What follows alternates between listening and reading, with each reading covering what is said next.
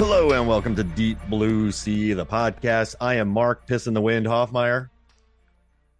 Damn it. Did I take that? Again. And I am Jay. I was going to be Mark Trustworthy Hoffmeyer, and I was like, I'm going to take a chance. And then you've just taken my backup.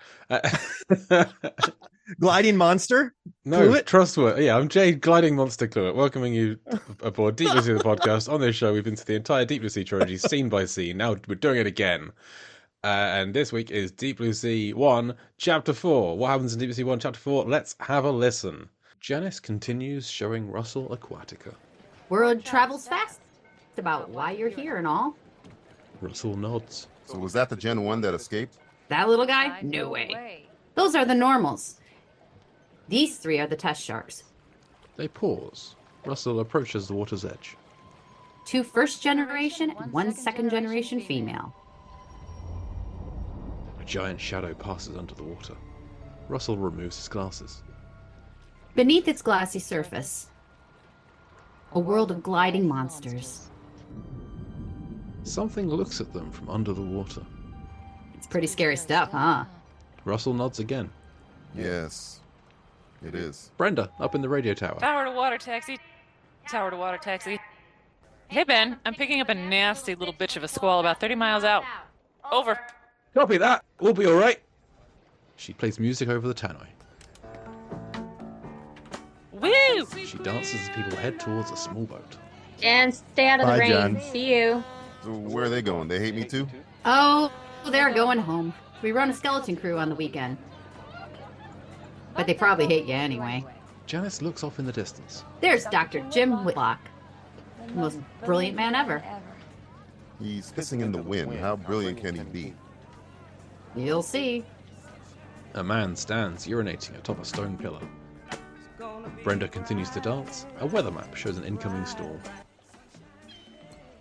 Elsewhere, Carter is reloading his tranquilizer gun whilst another man approaches. What happened, Deadeye? You missed with the first shot? Took 2 hits to even slow it down. Are you kidding me? 2 of these things should have damn near killed it. You tell it that, Skoggs. Hey, you missed. Don't get mad just because you can't shoot with the Look, man, if you hadn't left the pen open last night, I could have gotten a good night's Look, sleep. I already told the doc. I locked the pen like I do every other night. The fish just got out some other way. Huh. Huh. What are you looking at me like that for? Who are you going to trust? Me. That's who. You trust me. You know why? Because I'm trustworthy. Scoggins heads off with a bag of tranks. Hey, how high are these fences off the water? Well, given the surface variations in tensile strength, Skoggs, short answer, man. 8 feet? Give or take a centimeter? Carter looks at the sharks with apprehension. And that was Deep Blue Sea 1, Chapter 4. We need to guess one another first timer for Deep Blue Sea, but not first timer for this podcast. He joined me to talk about Lifeboat frickin' ages ago. We're thrilled to have him back on from Blueprint Review. Finally. David Brook. David, welcome back to the show. It's a pleasure to be back and to be actually talking about Deep Blue Sea Yes. this time. It's I did wonder actually because I know the podcast has been running for a while, and when you said, "Oh, do you want to come on the show and talk about Deep Blue Sea?" like chapter 4 or something, I was like, "Surely you've got that far already." We're doing So, one I didn't chapter a realise you- year. Right, okay. Yeah, So we you gave came was back great. for round two. round two. Yes. Nice.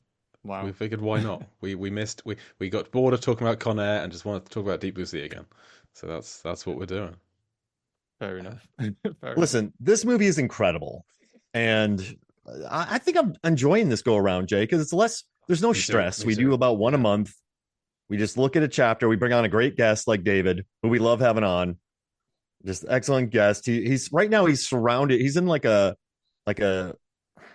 igloo of Blu-rays right now. Well, no, just no, completely encapsulated, ensconced in them. Actually, no, that's actually incorrect. I'm actually in my office. I'm actually surrounded by CDs. Oh wow. I collect all discs. So this is just a very small selection of my music collection. I'd say my whole house is just covered in various discs. It's just horrendous. But yeah, music is my other love alongside film. Probably my first love. I've always been a big music fan, as you might have heard from my Piano Man rounds from the Lambcast and stuff Yes. like that. So, But, do you have any copies of I Can See Clearly now behind you on your CD shelves? Oh, I tell you what, who I probably do. He just But- reaches and grabs it. And he's like, "Yep." Oh, you mean I was Right gonna here. these? Probably in another room. But Which yeah. which copy? Which pressing? I have that. I won't go that far. David, I'm You're trying like to think now. you're a student of, you have Blueprint reviews. Like the reviews that you write cover like just films from every era, all decades. What are some of the like early shark films before Deep Blue Sea that you kind of like? I'm putting you on the spot here, but like, are there some like really funky shark films that you appreciate that aren't like Jaws and Deep Blue Sea that you've watched while writing reviews for, countless movies for your site? I hate to say it, but actually, because Jay warned me before the show. He says you might want to think about like your top four shark movies. It made me realize, even though Jaws is in my top 10 films of all time, it's amazing. I love it. I've not seen that many shark films, and this when I started to think to my favorites, I realized I've not seen that many. I don't know why, but the ones that kind of came up for me, well, obviously Jaws. I mentioned that, of course, and then you've kind of got less shark attacky movies that kind of came higher in the list. Is something like Finding Nemo. Because I know he's not the main character, but the shark is. I love the shark in that film, and this kind of shark attack scene is amazing. Then you've got stuff like the Life Aquatic, which is I haven't seen it since the cinema, so I've got a vague memory of it, but I enjoyed it. Then you've got Deep Blue Sea, which we're going to obviously talk about throughout this. Well, you talk about it for years. Every day. Deep Blue Sea is up there. I don't know if you were going to ask me about the film in general later on at all, but no, it's fine. But I rewatched it for the first time in a long time. I hadn't seen it, I don't know, since TV or VHS or something like that. And no, probably not VHS. It was like late 90s, wasn't it? But anyway, and what I found is the first half hour is a little bit like it's not holding up so well. This is a bit naff. After that, it kicks in and does not let go. And by the end, I was loving it. Like it's very silly, but it's so much fun, and it just kind of blazes away after that first half hour. So that's definitely up there in my favorite shark movies. And then I've got to give a shout out. I think I've mentioned it on the Lambcast before. I've got to give a shout out for the underrated Ghost Shark. Hell yes. Which it was, I enjoyed that film a great deal. And not just in a kind of so bad it's good sort of way. I actually think, like it doesn't really make any sense at all, and it's very silly, but it's actually very, very well paced. It's never boring. It kind of moves along nicely. It's entertaining. It's funny. The story, although silly, it kind of holds together, holds your interest. And I just think it's a really solid B movie, which is incredibly stupid, which makes it all the more enjoyable. And it's full of ridiculous shark kills, like the slip and slide, which is just brilliant, and the toilet. And so Ghost Shark is definitely one of the most memorable kind of shark movie experiences for me. But as I say, when I was trying to dig around, I don't know why I just haven't seen that many, which is wrong, because as I say, Jaws is up there. I think I've seen the Jaws sequels as well, I guess, but Jaws 2 is okay, but 3 and 4 not so okay. I'm trying to find someone who's seen Ghost Shark 2. Ghost Shark 2. Ghost Shark 2 from 2015. Urban Jaws is its tagline, is its like subheading. I don't think it has. I know it is a sequel apparently, but we haven't covered it on this show yet. We covered the first one. I loved talking about the first one with Emily. We did watch a shark. We watched a shark film on the weekend, because we do the weekends of trash at Blueprint Review, where me, Andrew, Justin, and occasionally Bill, occasionally some other people join us for a weekend of watching really trashy movies. We try and watch as much VHS as possible, and we just watch loads of cheesy movies every weekend. Try and watch as many as possible before we fall asleep or just lose the will to live. But the last weekend we did, which was in May, I think, I can't remember. It wasn't too long ago, and we watched Shark Attack with Casper Van Dien. Have you guys seen that one yet? Haven't covered those yet. That's a haven't covered- franchise. no. So franchise that's on the list. I'm only I'm aware of the line of dialogue from Shark Attack 3 is all I know Yeah. about from that franchise. But we'll cover them one day.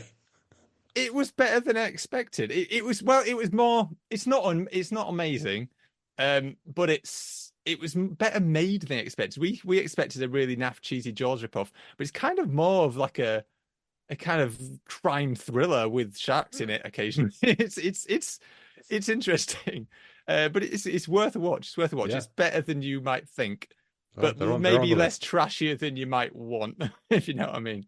Okay, right, so we'll get David, there. What four martial arts films from the 1970s would be the better with a 70s? shark in it? Oh, better with a shark in it. Oh, that's a question. I always get the 70s and 80s ones mixed up as well. 70s, 80s. Tell you what, I tell you no, 70s, I tell you what 80s, would 70s, work. 80s. 70s, 80s. No, I'll tell you what I think would work with a shark in it, because it's kind of stupid anyway, and they kind of and I think it might make it more fun. Is I actually think Game of Death, which is a bit of a monstrosity as it is. I think throw some sharks in and jobs are good. It could be quite fun seeing some terrible Bruce Lee lookalike being eaten by sharks, or fighting sharks.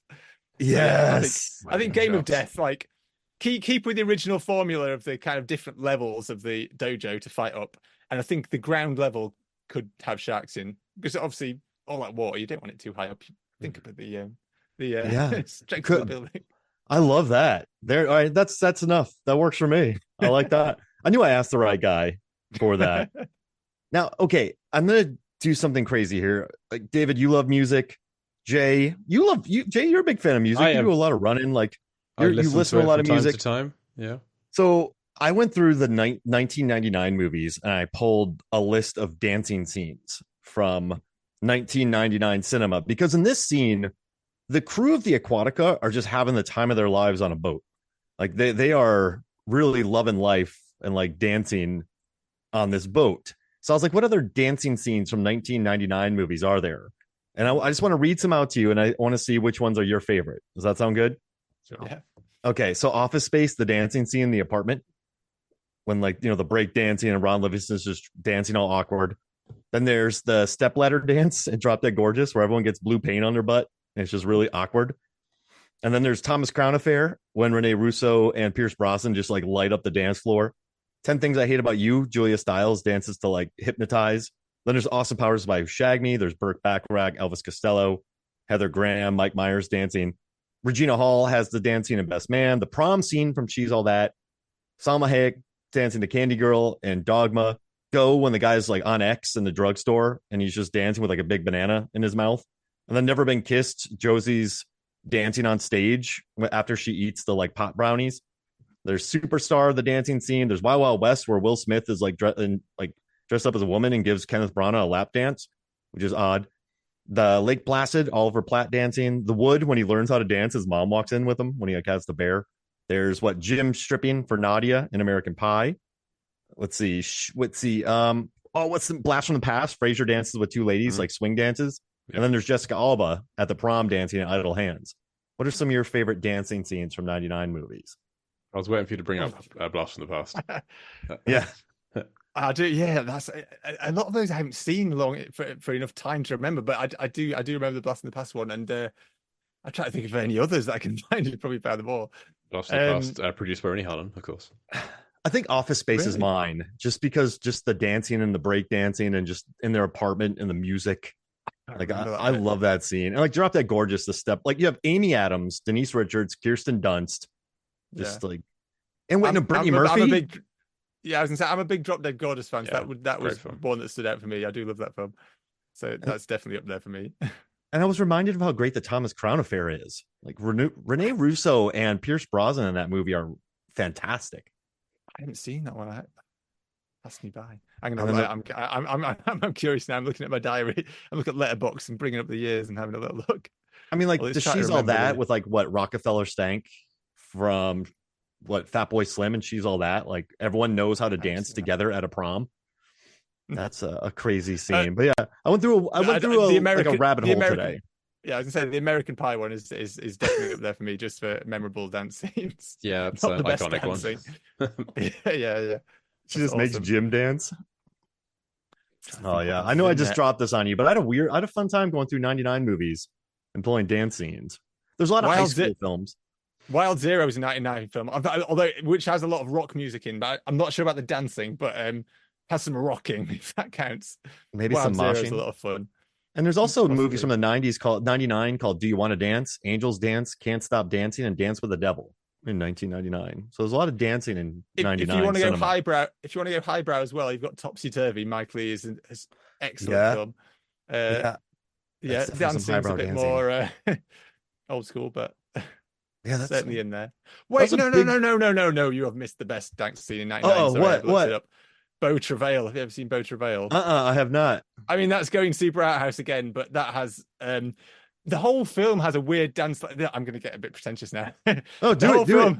The whole film has a dance-like quality to a lot of the way it works. The film is movement is kind of a huge part of it. It's a lot of it is just watching these guys move.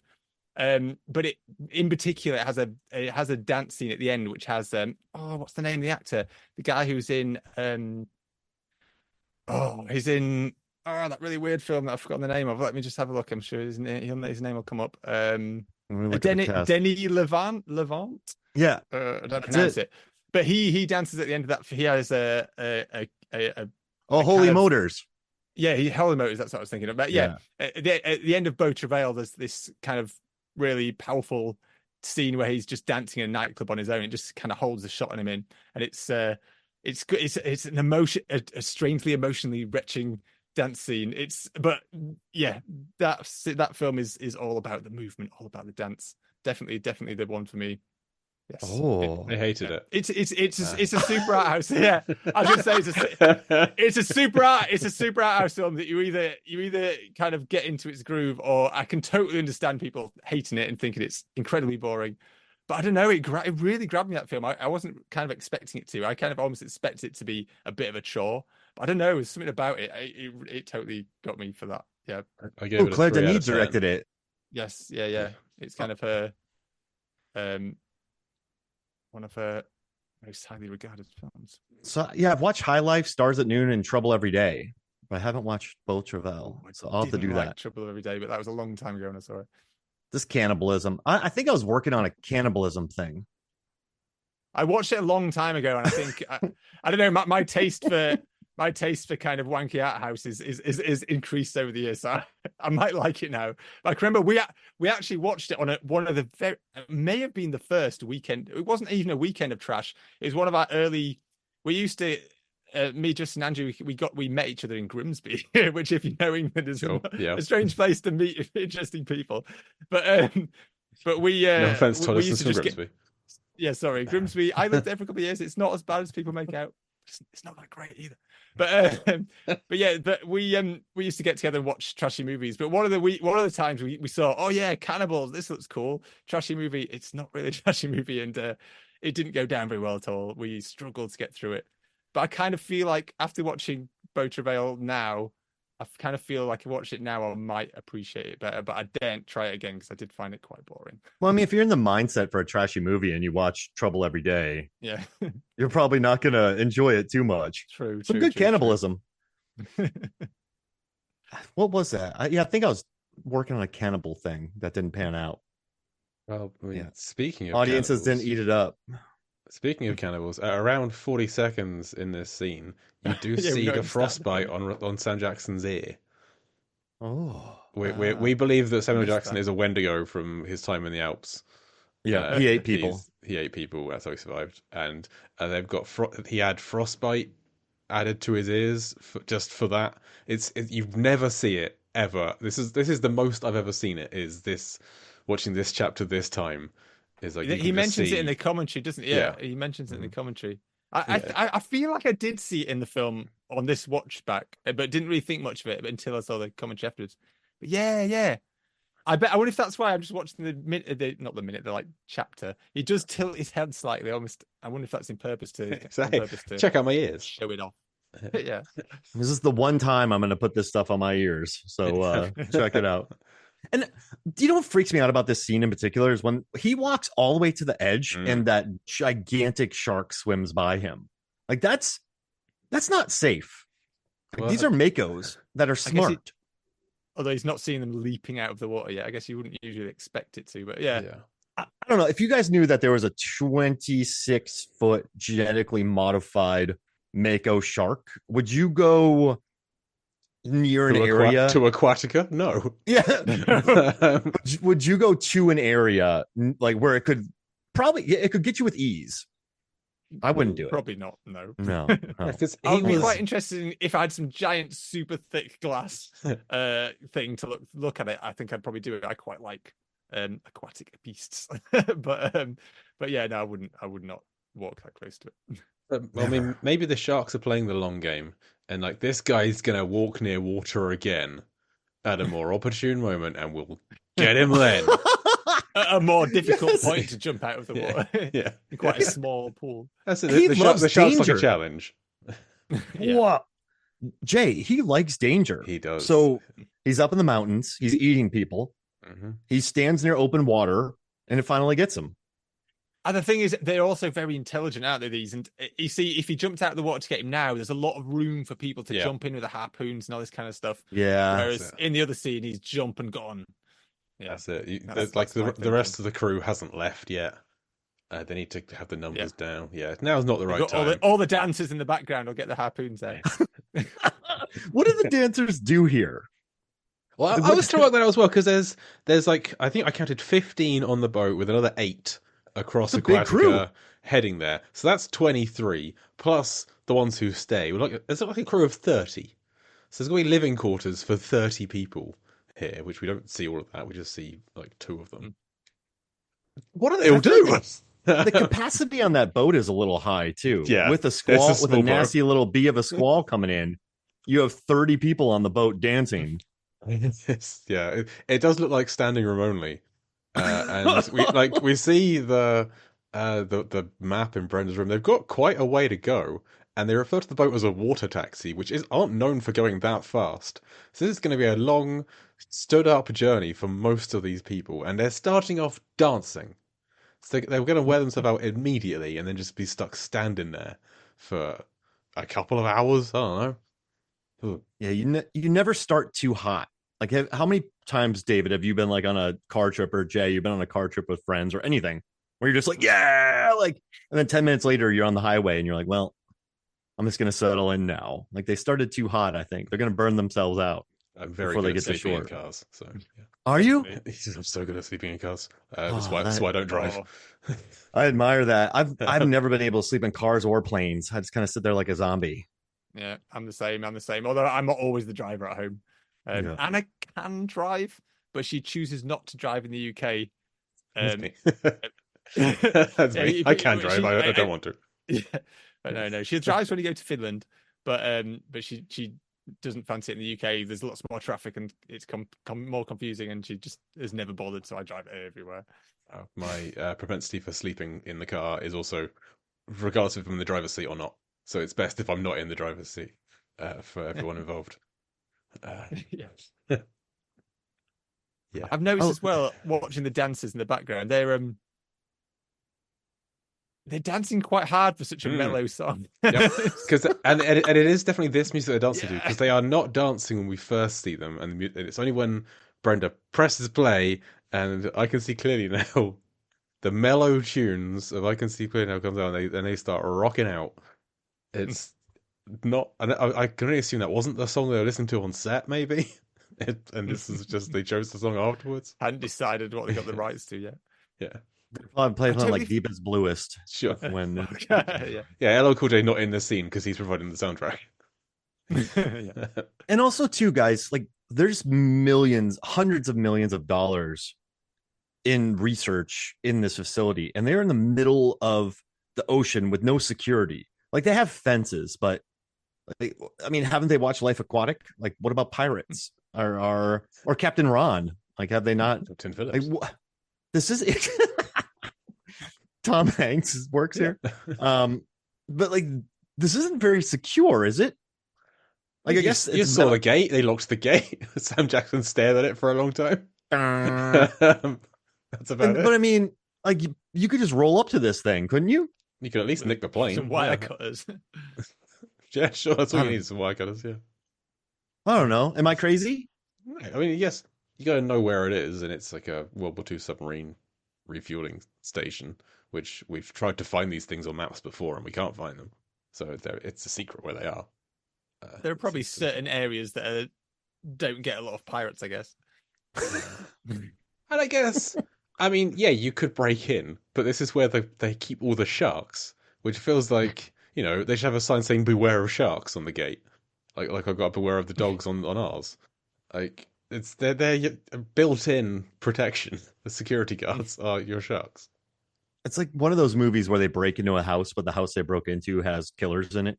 Yeah, exactly. Like, it's yeah. just one of those. It's that one with David Hyde Pierce. I can't remember what it is. That'd be great if this movie was like Freddie Prinze Jr. Just the cast of She's All That breaking into a shark facility. I mean, And getting attacked. There must be a creature feature where people that break in and then they're at the mercy of the creature. That must be a thing. If it's not, we need to start making this. Definitely. Yeah, you just break into what would you break into or sharks would be? A shark bank? Shark bank? Aquarium. Shark jewelry store? Well, I did an the aquarium gift shop. There you go. I did a thing. Actually, I did a thing for Movie Sons and Flicks where Adam Hodgins and I did a fake movie called Sharks in Sweden, where Dolph Lundgren and a group of thieves go to rob a swanky event at a aquarium, but all the cages burst and sharks attack everyone and kill them, and then they're locked inside. So I guess that's exactly what we're talking about. Hey, well, it's all coming back to me now, so that's good. Yeah, that'd be. You know what? It happen. Just make that. It's in my head. It's on podcast form. Make it, Dolph, so we can front kick a shark. Kick a shark. Yeah, I'll take that. Oh man, I totally forgotten about some of the cast in this film actually, because it's I can't remember her name now, but the Saffron Burrows, Jacqueline McKenzie, Ada Totoro. No, yes, Ada Totoro. That's it. From The Sopranos. I used to love The Sopranos, so it's awesome to see her in it. And she's got that same kind of overly perky thing going on, but kind of wouldn't mess with their foul mouth kind of thing, which is awesome. Yeah, and later on, you don't get a lot of the others in this film, but obviously, I totally forgot that. Not Stellan Skarsgård. I always get this. It is Stellan Skarsgård. Yeah. Oh, it is. It is. Oh, sorry. Yeah. No, I am getting it mixed up. who's the other one? The younger one. Alexander Skarsgård, Peter Skarsgård. There's like 20 of them. There's too many. Yeah, I get them all mixed up. But yeah, I always remember Samuel Jackson. That's about it, really. So we also pitched in the past Stellan Skarsgård playing a Bond villain and all of his sons being his henchmen, which I still think should happen someday. Episode from Mark Code. And all of their eyes bleed. Yes, just all the time. They have weird stuff going on. But I mean, for '99, this was a pretty interesting cast. I mean, Thomas Jane was in Magnolia and Boogie Nights, and he was kind of more of a serious actor. Stellan Skarsgård was a serious actor. Saffron Burrows had done a lot of more serious films, like Ada Totoro. Like they really Michael Rappaport plays like the nerdy tech guy in this movie. Yeah. Like you kind of have to admire the cast they put together for this. Yeah, Ronnie Cox. So, on the commentary for this chapter, I was listening to it again, and it went a little long. But Sam Jackson's like, yeah, I was originally supposed to be the chef. I didn't want that, so then I became the richest man alive. So that furthers my theory, Jay, that Ronnie Cox was already cast, and then they were just like, all right, we need to. Sam doesn't want to be the chef, so sorry, Ronnie. Dialogue goes over to this guy, and you're just going to sit here pissed off. Yeah. And I think Sam Jackson backs that up a little bit. So I think he was cast late on, and then poor Ronnie. Would it have been worse to give him just one line than to have him say nothing? Is like one line worse than nothing? I bet you Ronnie was like, no, I'm saying nothing. I bet Ronnie threw a fit. Yeah. On set. I have no thing. I don't know how to back this up. I'm not saying a fit. He should be annoyed that all of his lines got taken. We're just gonna have to get Ronnie Cox on the podcast. That's what we're gonna have to do. Maybe we can have him pitch his latest music on here, and then we'll just ask him a question. Like, we're not going to Yeah. talk about Deep Blue Sea. We'll talk about your music, and then we'll get one question in. I think that'll work. Still got to Make watch it Cop happen. Rock. Oh yeah, Cop Rock. Have you watched Cop Rock, David? Cop Rock, no. Andy Goulding told us about haven't it. heard of It's a police TV show that's also a musical featuring Ronnie Cox. It's Wow, I'm from gonna look it the up now. Oh, 80s TV or series. something. It's all on YouTube. I just need to watch it. You know, Jay, this is a busy chapter because we introduce is. the monsters, and then we have an entire scene about peeing in the wind, and then we have a long conversation between Thomas Jane and Rappaport, or Scoggins and Carter. Yeah. Like a lot Wait. gets. There's a lot more in this chapter than most, I would say. Yeah, and as I've far as always characters and assumed scenes. because this has always been like one big chapter for us. I always assume like this is all taking place at the same time. But when we get to Scoggins and Carter, the boat has gone. Because you can see the plane in the background, and you can kind of work out roughly where it is based on where everyone was. And so the boat has left. This is later. Everyone is gone. So this is just what Carter is doing now. But the music is still playing. Is just playing it on a loop? Jeez Louise. I think so. That's the song they have. I mean, he had to go dry his hair, put on a sleeveless tee, and then get in the boat and start re-tranking his tranks. Well, he might So, have yeah, gone there's a back to good bed gap. because he says to Scoggins that he didn't get a good night's sleep. So maybe he went back and had He's a nap. still he's still a bit wet though. Oh, is he? His hair and his shoulders are wet, unless he's just really sweaty. But no one else is sweaty. Does Carter sleep? Do you think he's a guy who naps? He doesn't strike me as a man who naps. No, No, I don't. I No. don't think so. But, you know, sometimes you got to nap. Sometimes you just. So, Yeah. real quick, David, what do you think about the production value, like the production design in this scene? Because this looks really nice. This Aquatica, like they shot it on Baja, Mexico, on tanks, but like I think this set's pretty great that they're on.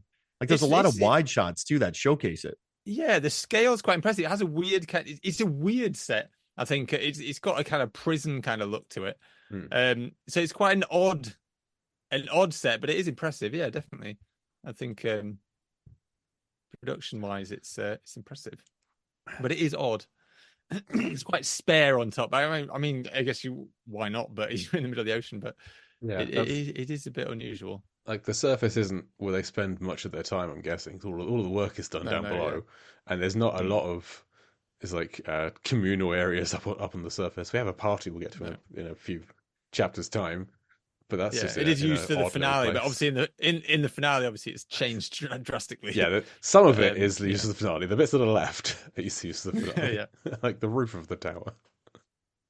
Yeah. Something when we did our commentary of it for its 25th anniversary, something we picked up on then that we'd never noticed before was Janice when Russell says, "Was that the one that escaped?" And Janice like, "No, those are the normals, plural, those." And we'd always assumed there's a tiger shark and there's 3 mako sharks, and that's all the sharks here.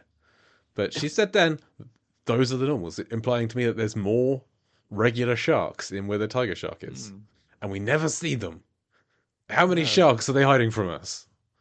What are they keeping? What are their secrets? What happens to them? Do they just get blown up, or are they just still not bothered just about them there? because they're not clever? Yeah. Yeah, That would have been It's just amazing. They dumb. blow up all Dumb the big sharks, and then a stupid tiger shark shows up out of nowhere. It's like because Carter at the end is like Carter and Preacher. Like, you sure there's just 3 sharks, right? And Carter takes his feet out of the water just in case. It's like, yeah, that's perfect time for a regular shark to come and kill them. I love that line about gliding monsters too, guys. Yeah. Like I love that bit.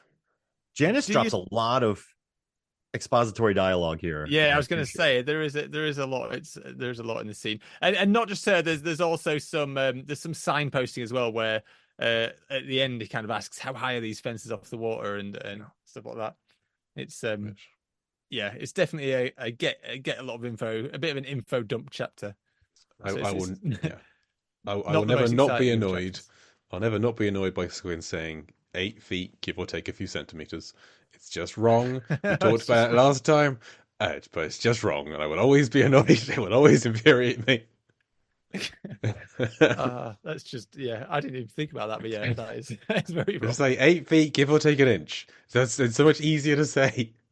But Also, watching back the chapter say, do you think, or is this just really reaching too much because it's only a basic movement? I won't play it now.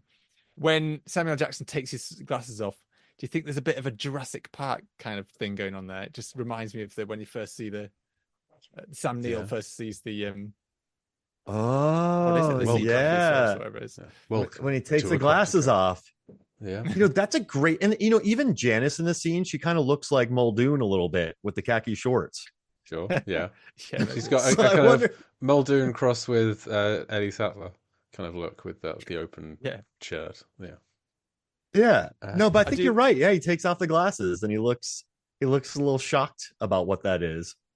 I do like that shot that's only just under the surface as well. You got some cool kind of rippled stuff going on. Something the shark watching looking at them. him? It's just hanging out Yeah, there. Yeah. Dun, dun, dun. Love it. It's just sitting there. It's like the shark in Deep Blue Sea 2. Oh, if you want to see spare surface work, watch Deep Blue Sea 2, Yes, David. if you need a film for your next weekend of trash, Deep Blue Sea 2. A film we Are the love, sequels- but would is it- sit. Are there three of them? Or how Yes. many are there in total? There's Three. it's a trilogy so far. We had Are they the worth director of watching? 3. I mean, we love them. 2 and 3, Wow. we love them both. But 2 would fit within a weekend of trash. But we still love it. Is that fair? We'll dig Park? it. I'm sure one of us has it between the three of us. It's about a guy making sharks smart so we can fight an AI apocalypse. Yes. Or the robot apocalypse. Yep. Awesome. And he's got this little serum that when he drinks it, he can like see the Matrix. And it's glorious, and there's baby sharks in it. There's just some of the worst costuming you've ever seen. But yeah, we really enjoy it. And there's a character called Dr. Misty Calhoun. What more could you ask for? Can I tell you guys a cool is she story? a porn actress? Yeah, she's not. a doctor, and she does that on the side. Sounds like it. It's Daniel's. We never will tell you say her surname. Savray, who she's in one of the firefighter shows that are out at the moment. She's one of the main characters in that, but I don't know which one. There's too many.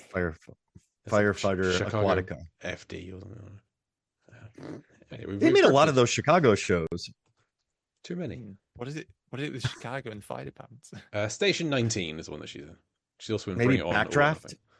Maybe True. Backdraft like inspired that. There's a lot of that's where Backdraft took place. I love Chicago. Backdraft. Is he one of my That's- favorites? Good old Kurt Russell. I said that if we remade this movie with nothing but Fast and Furious characters, I want Kurt Russell to be Russell Franklin, so we could have Kurt Russell Franklin. Wait, Daniel Savray is currently dating Kevin McKidd from Trainspotting and Grey's Anatomy. Good for them. Fair enough. We need to get him on the show. He was in Sure. Dog Soldiers. I wouldn't mind talking Dog Soldiers. Nice. I like Stellan Skarsgård peeing in the wind here, and he's grabbing the back of his jacket. Yeah, he Which- does a real like flourish of a squat to finish peeing. Like a real like it's just before it cuts. I'd have cut a couple of seconds earlier. Like it's just a real like way kind of movement. What if they got the whole what's going thing, on there? like the whole process? For a dump. The whole like he does the whole. So he stands up again. He like wipes his hands on his coat. Yeah, Cli- and then before, climbs down the climbing ladder. down. Yeah, the whole thing. That's just the rest of the film. Is what Jim does post peeing. I wish I was a fly on the wall. Just okay, Stellan, go up on that thing up there and just pretend like you're peeing. Like, no, not like that. Like just into the wind. Aim up, aim higher. Into your. It needs to blow into you. Question is, would he be method? Would he be method? Yeah, he's like, we need to just take this again in a half hour. Although you could question, you don't see his face. It could be a stand-in. So- I know. I don't know. Try to look. You know, now. I have it paused on here right now because I was wondering the same thing because his hair looked kind of bushy. It does Yeah, look it looks like. weird. Oh, I don't know. Oh man, that was a big squat. Yeah. It could be a stand-in. Yeah, or like his stunt guy because he's up quite high. You know Yeah. what? It makes sense that would be the stand-in because any chance you get to be in a scene, you you go for it as much as possible when you're allowed Yeah. to. So you just like That's turn it why up the to score is so 11. big. Yeah, yeah. Stellan's like, I never would have done that.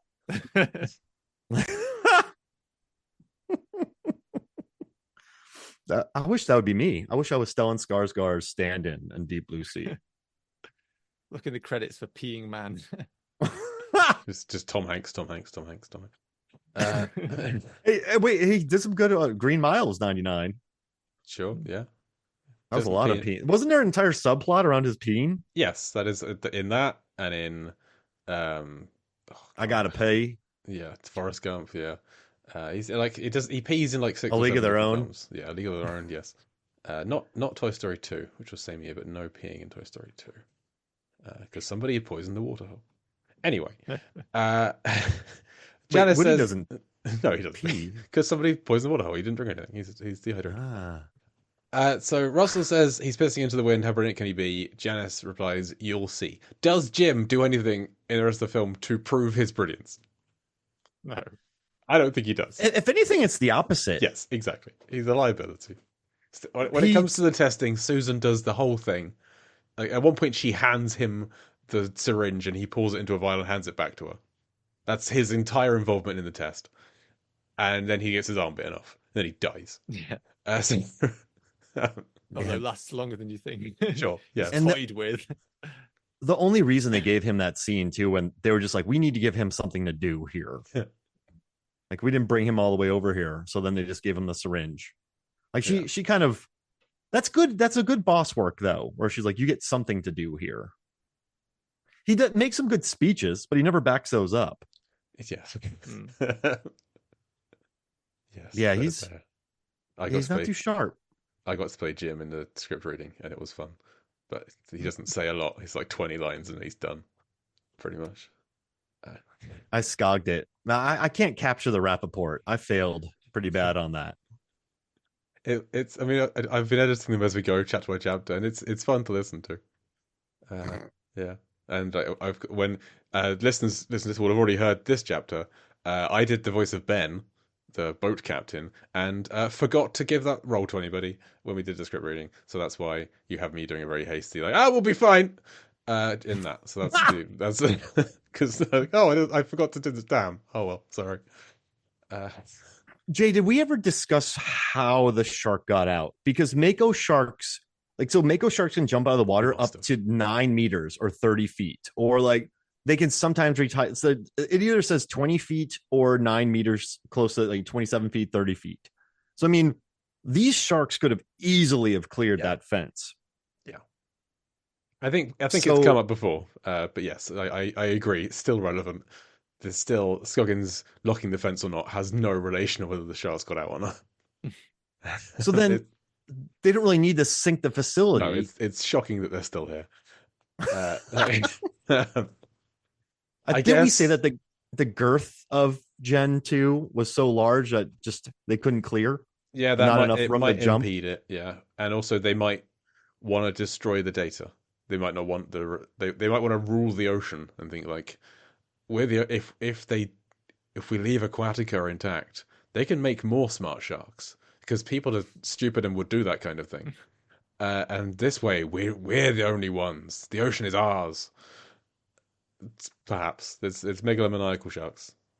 Or because they've been trapped in a small kind of pen, they're not getting enough exercise and they're getting a bit lazy and they're losing their muscle. Maybe, yeah. Not what I used to be. They got cabin fever. They definitely would do these sharks again. It's like Weyland Yutani with xenomorphs. They just keep trying and failing to get xenomorphs. It's like, guys, you're not going to make this happen. There have been 6 Jurassic Park films. Stop trying to tame dinosaurs. Stop making camouflage dinosaurs and then wondering why they escaped. So this is why this movie's great, David. I don't think Dr. Susan McAllister ever went, I'm going to be so successful that I make these 3 sharks so intelligent that they can, they know where my research is. They can come up with plans. They can sink the facility and hurt us. That's a total whoops situation, I think. I think she was just too good at what she did. Like she didn't make it invisible, like the one in Jurassic World, or like camouflaged, or able to like mess with its body temperature. I just if think you it was aim too this successful. laser and click if you aim this laser at someone and click a thing, then the shark will attack that thing. Instead of just like, if you're aiming a laser, just shoot them with the. This is one of those whoops scenarios. So, does that make sense? Where you just like I knew these sharks were smart, but I didn't know they would get that smart. Yeah. So I think that's why this movie works, because it's just the whoops. She was too successful. Yeah. Which I kind of love. Like, would you ever like? Do you think she anticipated that? Like, how do you make a shark No. too smart? She obviously didn't think the smartness through at all. It was just blinded by the quest for healing. Brain, I can't remember what they're looking for. Her now. dad, Alzheimer's. Yeah. Alzheimer's. That's the one. Maybe they thought, because they say that they increased the brain shark, I think, by 5 times. They say maybe it's like when you increase maybe they did like that's like linear. On one side it got 5 times bigger lengthwise, but that means it got like 125 times bigger in 3 dimensions. They just didn't factor in it's not a line; it's a cube. So Bad maths from the scientists. yeah. Wait, so Deep Blue Sea 2 has limitless juice that he takes from the sharks. Yep. So they basically did that to the sharks here. Yeah, They created Bradley Cooper sharks. Yeah, don't they? I think they mentioned this film in the second one. Yeah. And yeah, it's just like inspiration. So yeah, it's proven. They try again. It didn't go well. They tried again. Carl Durant did it again. How do I still remember his name? Michael Beach? Michael Beach's character, Carl Durant. Michael Beach. Yeah, Michael Beach he's the bad guy in DBC 2. He's great. He's the best part. I hated that movie. Now I adore it. Yeah, this time first go around, DBC 2 would come up and Mark would be like, ugh. And now it's like, yeah, let's watch it again. We're looking forward to covering it again in 2 years' time. Are you doing this chapter by chapter as well? So But question. there's only 10 chapters, so it's fine. You're leaving work on a Friday. What song do you put on to take on your boat ride home? It's your time to pick music. It's like every week someone picks a song to go home to on the weekends. What song are you going to play when you're leaving Aquatica? And it's 1999. Is there a song just called Burn It Down? Burn this disco down. What's that? Yeah. What would you listen to? Anything? Blaze of Glory, I think would be a good one. Blaze of Glory is not a bad idea. What about you, David? You've put me on the spot. All I can think of is uber cheesy answers, like leaving on a jet plane. That's just too obvious and terrible. No, that was great. Yeah, it's a bit textbook. Leaving on a water taxi. The Love I Boat. can't think. I'd probably just do One Headlight by the Wallflowers. I just like that. It's a good travel song. My brain's numb at the minute. Yeah, recording with me will- I always cycle on Fridays, so bicycle race also works. So Yeah, sorry, David. Recording me with me will do that. It's okay. I throw so much stuff at people. It's been a long day. it's true. What movies have you watched today? I haven't watched any today. Well, no, Oh I'm my just, it's only 9:30. I've got kids, so I Got don't get to start the movies until about now.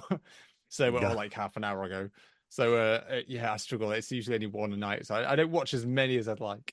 But just always. Copy that. No, yeah. quick question: of all the people in this film, who's the most trustworthy? Was trustworthy Because that scene, you can trust me. You can trust me because I'm trustworthy. Like who would you trust the most? It would be Thomas Jane, probably. I think it's the obvious answer. He seems down to earth. He seems like honest. He seems he gets the job done. I don't really trust anyone else in the film. I feel like going by the events of the film, I feel like Janice is quite trustworthy. Yeah, Because like she doesn't know anything about what's happened. the testing. True. She's just kind of oblivious to what her partner and close friend have been doing. Although she and Susan don't seem to get along. Like, would that make her trustworthy? Or she's just oblivious? I don't know. See, But that's why I as soon worry as- about Carter, Jay. Right? Carter tranks a shark and it somehow swims itself to a platform by itself. Yeah. And he's like, yeah, I did it. Like I don't know, he's sharp too. He wants to delay the testing. I'm just gonna I think say Janice. preacher. I'm gonna say preacher. Oh, preacher. True. What's he got to lose? It's like, like, Now he is talking to a bird that nobody ever sees. We'll get there. We'll get there. So That's our hypothesis this time around. Does the bird exist? I'm gonna go with tower. The shark eats it. I think it does. It does exist. That's yeah. I'm taking tower because she can see a lot. Which one's tower? Brenda. Ida Totoro. Yeah. Everyone calls her Tower until she dies. And suddenly she's got a name. I can't trust her because she played because she was in Sopranos and she's not very trustworthy. I've seen what you can do. Always be that character. She was with Joey Pants, right? Yes. Yeah. Oh man. And then they have that great kitchen fight. Do they not? Doesn't Joey Pants and James Gandolfini have a great kitchen fight? So. Yeah, I've seen it. I've only seen it once. I think so. It's been ages ago, yeah, but maybe. Got it. But no, I would never trust her. You know what? She's too perky. I don't trust perky. Oh people. yeah. She'll just tell you what you want to hear. Yeah. Because like you're all the way down, she's in the tower. She could lie to you. I'm taking Janice. Okay. Now we got to get out of here. So David, thank you for joining us. Do you have anything you want to plug? Yeah. Well, as always, you can read my reviews at blueprintreview.co.uk, and I'm just always constantly churning things out. So I'm sure I'll have something new up when this podcast is published. And also, yeah, to keep listening to the Blueprint Review podcast, which got resurrected a few months ago, and I've been keeping it a monthly, trying to keep it fairly loose. It's starting to get unwieldily long. Unwieldily long. It's getting very long, unfortunately. But if you've got the patience to listen to people ramble on about physical media for 2 hours, then yeah, give it a listen. I was on episode 2, I think. Yes. Two or three, talk about the Frighteners. I was on there for that. Yes. Oh, that's a great movie. Awesome. Yeah. What are some discs you would recommend right now? Don't get me started. Right now, two discs. I guess new releases that are coming out at the minute. Yeah. One would be The Threat, which Arrow have just released. That is Kinji Fukasaku. It's one of his earlier films. It's a cracking kind of crime thriller, really tense, really, really good.